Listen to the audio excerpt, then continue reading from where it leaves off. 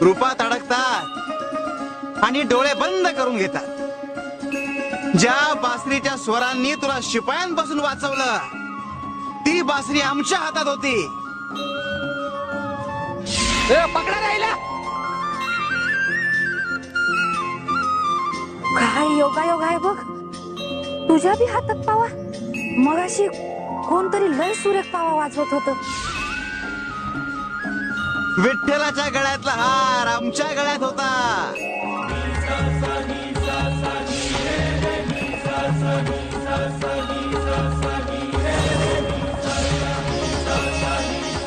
आम्ही समोर येऊन सांगितलं, हमारा कोई नाम नहीं होता, होता है तो बस एहसास.